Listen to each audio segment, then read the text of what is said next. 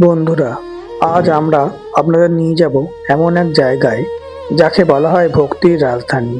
পশ্চিমবঙ্গের নদিয়া জেলার ছোট্ট একটি গ্রাম মায়াপুর। এই স্থানটি শুধু একটি ধর্মীয় কেন্দ্র নয়, বরং লক্ষ লক্ষ মানুষের কাছে এটি এক আধ্যাত্মিক শক্তির কেন্দ্র।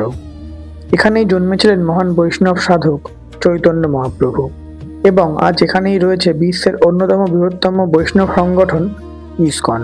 কিন্তু প্রশ্ন হলো, কে ছিলেন চৈতন্যদেব, কেন মায়াপুর এত গুরুত্বপূর্ণ, আর কিভাবে ইসকন আজ বিশ্বের প্রায় প্রতিটি দেশে ছড়িয়ে পড়েছে। আজকের ভিডিওতে আমরা জানব এই সমস্ত রহস্য ও ইতিহাস, তাই ভিডিওটা শেষ পর্যন্ত দেখতেই হবে।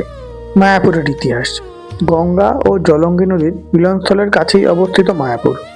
প্রাচীনকাল থেকে এটি ছিল বৈষ্ণব ধর্মের একটি গুরুত্বপূর্ণ কেন্দ্র।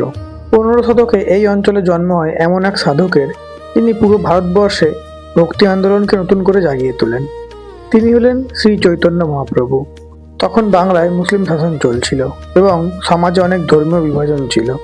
ঠিক সেই সময় চৈতন্যদেব মানুষের সামনে তুলে ধরলেন একটি সহজ পথ, হরিনাম সংকীর্তন। 1486 সালে নদিয়া জেলার নবদ্বীপে জন্মগ্রহণ করেন চৈতন্য মহাপ্রভু। তার আসল নাম ছিল বিশ্বম্ভর মিশ্র এবং বাবা জগন্নাথ মিশ্র ও মাতা ছিলেন শচী দেবী। ছোটবেলা তাকে সবাই ডাকতো নিমাই বলে, কারণ তিনি জন্মেছিলেন একটি নিম গাছের নিচে।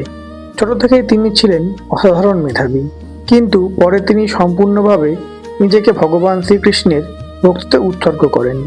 চৈতন্যদেব প্রচার করতেন, হরে কৃষ্ণ কৃষ্ণ কৃষ্ণ হরে হরে, হরে রাম রাম রাম হরে হরে।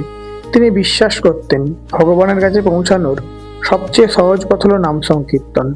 তার নেতৃত্বে শুরু হয় বিশাল কীর্তন আন্দোলন। এই আন্দোলন দ্রুত ছড়িয়ে পড়ে বাংলা, ওড়িশা, উত্তর ভারত, এমনকি দক্ষিণ ভারতেও। মাত্র 24 বছর বয়সে চৈতন্যদেব সংসার ত্যাগ করে সন্ন্যাস গ্রহণ করেন। এই ঘটনাটি তার জীবনের সবচেয়ে গুরুত্বপূর্ণ মুহূর্তগুলোর একটি। এরপর তিনি চলে যান পুরী শহরে। সেখানে জীবনের শেষ বছরগুলো কাটান কৃষ্ণ ভক্তির প্রচারে। অনেক ভক্ত বিশ্বাস করেন চৈতন্যদেব ছিলেন ভগবান কৃষ্ণের অবতার। এবার আসি ইসকনের প্রতিষ্ঠা সম্পর্কে। 1966 সালে একজন ভারতীয় সন্ন্যাসী এসি ভক্তি বেদান্ত স্বামী প্রভুপাদ নিউ ইয়র্কে প্রতিষ্ঠা করেন ইসকন। তার লক্ষ্য ছিল চৈতন্য মহাপ্রভুর শিক্ষাকে পুরো পৃথিবীতে ছড়িয়ে দেওয়া। আজ ইসকনের মন্দির রয়েছে America, Europe, Russia, Australia, Africa, Bharat. বিশ্বের লাখ লাখ মানুষ এখানে হরে কৃষ্ণ নাম মন্ত্র জপ করেন। মায়াপুরে এখন তৈরি হয়েছে বিশাল একটি মন্দির, টেম্পল অফ বেদিক প্ল্যানেটেরিয়াম। এটি পৃথিবীর সবচেয়ে বড় বৈষ্ণব মন্দিরগুলোর একটি। প্রতি বছর এখানে আসে লক্ষ লক্ষ ভক্ত। বিশেষ করে গৌর পূর্ণিমা উৎসবে এখানে মানুষের ঢল নামে। মায়াপুর শুধু একটি তীর্থস্থান নয়, এটি আধ্যাত্মিক শিক্ষা কেন্দ্র, বিশ্বব্যাপী বৈষ্ণব আন্দোলনের সদর দপ্তর এবং ভক্তদের কাছে কৃষ্ণপ্রেমের কেন্দ্র। এখানে প্রতিদিন হয় কীর্তন, পাঠ, ধ্যান ও প্রসাদ বিতরণ। বন্ধুরা, আজ আমরা জানলাম মায়াপুরের ইতিহাস, চৈতন্য মহাপ্রভুর জীবন এবং ইসকনের বিশ্বব্যাপী প্রভাব।